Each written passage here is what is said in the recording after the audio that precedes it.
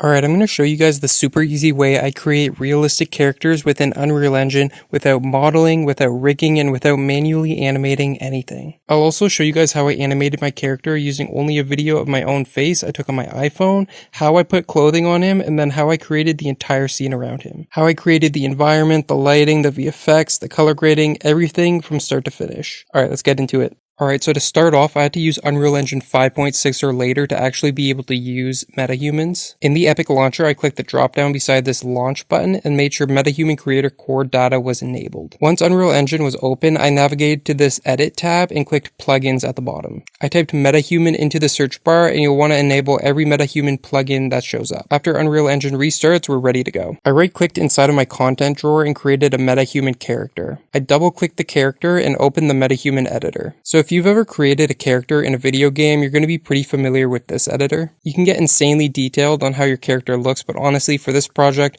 there wasn't really a specific look I was going for. Like, I don't really care how pronounced his cheekbones are or how far apart his eyebrows are. So because of that, I started with one of the preset characters and tweaked each option if needed and mostly ignored the tiny details. One detail I did focus on was imperfections. I think all of these wrinkles and imperfections on his face really sell the realism. After I liked how he was looking, I moved to this assembly tab, made sure this assembly dropdown was set to UE Syn Complete to ensure the highest quality textures possible, then hit this big green assemble button. Okay, so this part was crazy. For this project, I only had to animate my character's face, and to do that, I actually used a video of my own face that I took on my iPhone. This looks kind of cringy, but whatever, because I didn't actually have to manually keyframe anything. If you're following along, make sure you have 3 plugins enabled: LiveLink Control Rig, and LiveLink Hub. I opened this Tools tab on the top left corner of my screen and opened LiveLink Hub. I changed this drop down here to Capture Manager and then click this Add Device button. I selected Mono Video Ingest, clicked on these 3 little dots here, and selected the folder that my video was in. I selected my video and clicked Add to Queue. My video was rotated weirdly, so under Output, I opened this video tab here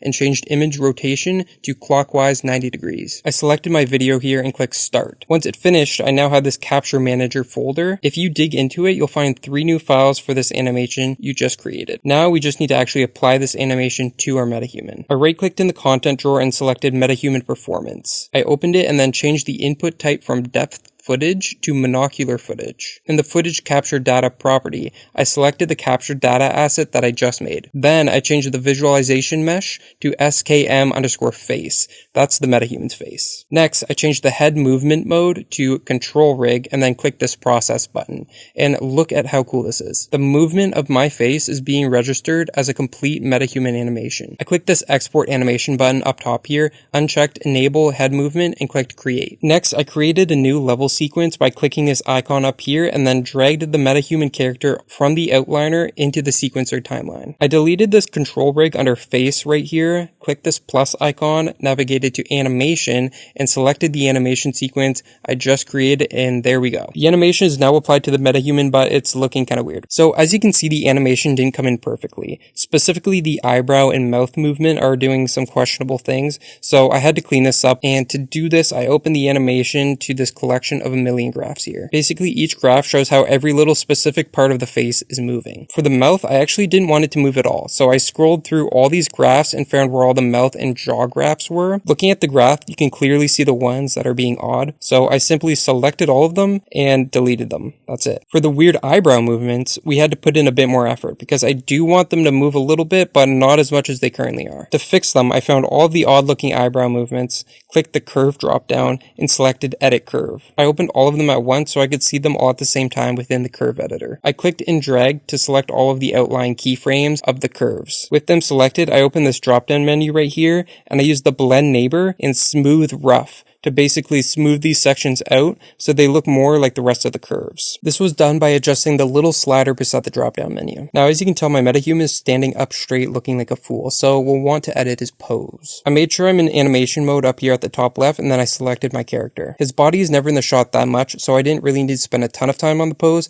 but I just need to make it work within the scene. I did this by selecting these different sections of his body and making slight adjustments. I made sure to not freely move each body part because I find that can start getting something pretty messy. I stuck with using these arrows to move each body part in one axis at a time, which by the way you can do by pressing W, or rotating them in one axis at a time, which you can do by pressing E. The posture I was going for was an old, weak-looking man, so I adjusted the rotation of his shoulders and neck to kind of show a bit of poor posture. I also just looked in the mirror and that was a pretty good reference too. Now as you can see, my metahuman is looking a little odd without clothing. I added some pants later on, but you can add clothing at any time. To do this, I downloaded this sweatpants asset from fab.com and added it to my project. To add it to my character, I opened the content drawer and just dragged the Metahuman wardrobe asset into the Metahuman editor under the outfit clothing tab. Then I just simply clicked on the sweatpants asset and then clicked the assemble button at the bottom of the assembly tab. This asset came in with no material, but honestly I just wanted it to be black anyway, and the only time the pants are in the camera's view is at the beginning, far from the camera, so you can't really tell that it doesn't have a texture. I always try to make sure I'm not spending too much time on polishing these little details that you'll never be able to see,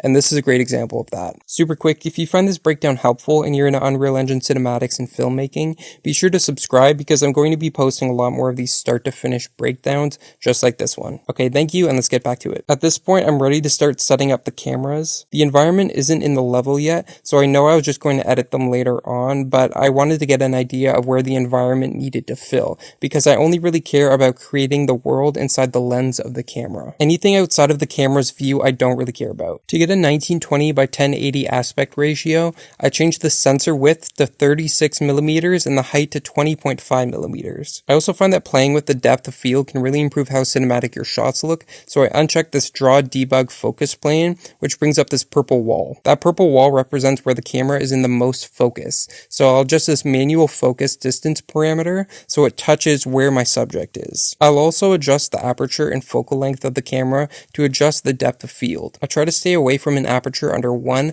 as it's not actually possible in real life cameras. For the focal length, I use that to adjust the composition as well as the depth of field, as a higher focal length will create a more shallow depth of field. To make sure my subjects are centered and my composition is all lined up, I use these film overlays. To enable these, I clicked on my camera name up here and selected Cinematic Viewport. Then I clicked on my camera again, hovered onto the film overlay options and selected whichever overlays I needed. I mostly used the 3x3 grid. To create the environment for this scene, I modeled absolutely nothing. I downloaded this Megascans project from fab.com and migrated the entire project into this one. Instead of digging through a million folders and testing out all these different assets, I actually just opened the asset zoo level and copy and pasted 2 entire pre-assembled clusters of assets that I liked into my level. That way all the pieces I need are already together and I can see how each asset is used to create the look they had. Creating the environment around my metahuman basically just consisted of dragging assets over to create an environment I liked, constantly looking through my cameras to make sure their views were completely filled with assets. These environments can get pretty busy with all the different assets being used, so to make the process a little easier, I always focus on the big deals first and then the smaller details after. So before I get into the rocks scattered around the room and the details on the walls,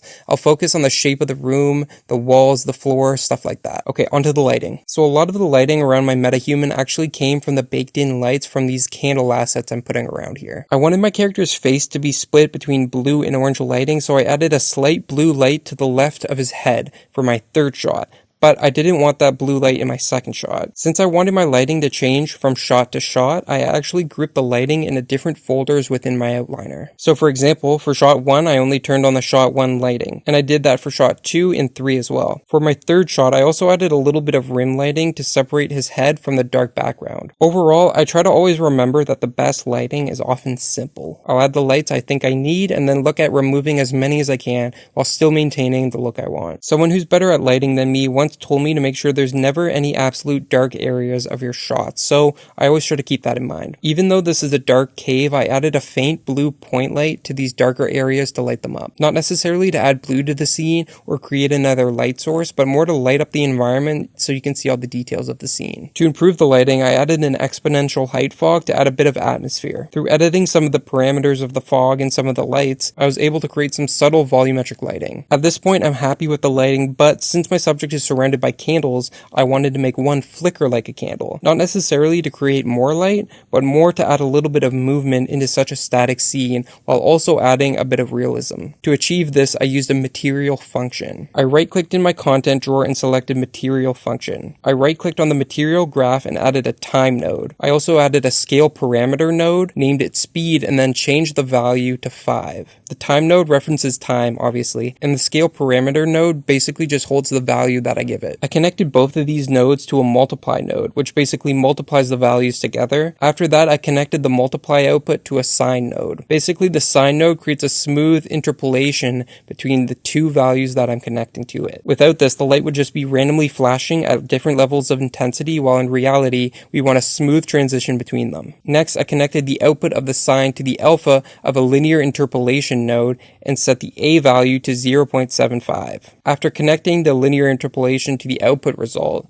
we now have a value that's changing between 0.75 and 1, with a speed coming from the change in value that we created with the nodes ahead of it. Next, I right-clicked in my content drawer again and created a material. I opened the material and changed its material domain to light function. I dragged my material function I just made onto the material graph and then connected it to the emissive color. Next, I selected my point light that I wanted to add the flickering effect to and added my material to the light function material parameter. After playing with some of the parameters and testing out the light by looking at it through my camera, it still didn't really look like a candle flicker to me, so I opened the material function again and duplicated the time, speed, and multiply node. I renamed my scale parameter node to jitter speed and increased its value to 15. I connected my new multiply node to another sine node and then connected both sine nodes with an add node to add them together. I connected my add node back into my multiply, that's connected to my linear interpolation, that's connected to the output. What all of this basically does is duplicating our value that we just made and making the new value a bit faster. One value is changing fast, one is changing slow, and we combine them. After playing with the parameters a little bit more, this started looking like the flicker of a candle. Lots of work for such a tiny detail. Next, I wanted to add some floating dust particles to add a little bit more movement into the scene. To do this, I right-clicked in the content drawer and selected Niagara System and used the hanging particulates emitter as a base. I dragged the Niagara System into the scene and opened it. First, I adjusted the min and max values under aerodynamic drag to change how much momentum each particle has. To change the look of the particles and how long each one is on the screen for, I played with some of the parameters under initialized particle, specifically the particle lifetime, color, and sprite size. I wanted the look of these to be pretty subtle because dust isn't really something that you should notice that easily. I found the best way to get that look was to actually change the color to be darker than you'd expect. So render and render settings in Unreal Engine can get pretty technical and detailed, so I'm going to be honest with you, I just stick with the basics. Opening my movie render queue, I double-clicked on unsaved config here, and under the output tab, I made sure my output resolution was 1920 by 1080. Next, I clicked this plus setting button and added an EXR sequence. I wanted to export this as an EXR sequence instead of a JPEG or a PNG because I was planning on color grading this video in Davinci Resolve, and EXR files don't bake in color data. So when I'm color grading, I have a lot more control over the final look because the range of what you can edit isn't restricted at all. After removing this JPEG sequence, I added a color output setting and then checked off this disable tone curve option. I also added anti-aliasing, checked off this override anti-aliasing option, and then changed the temporal sample count to 9. After all of that, the last thing to do was to hit render. I opened Davinci Resolve and brought all of my EXR sequences in. After cutting the video up a bit, I got into color grading. To start, I created a node to adjust the levels of the scene.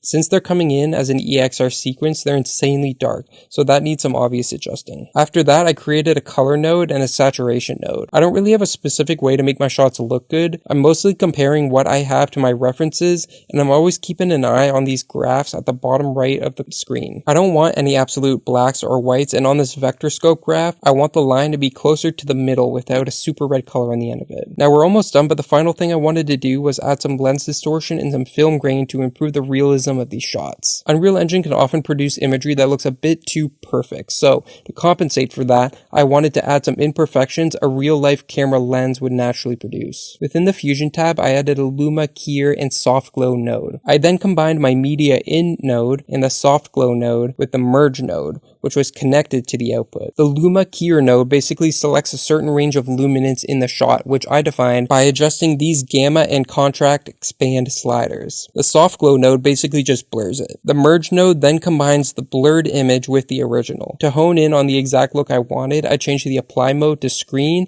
and played around with the blend and gain sliders here. After that, I added a little bit of film grain with a film grain node and exported. There we go, we're done. But before you guys go, I just want to say, if you guys like learning more about Unreal Engine, be sure to subscribe because I'm going to keep posting more stuff like this. Let me know what you guys think of videos like this and if there's any way I can improve them to make them better. Alright, thanks guys, see ya.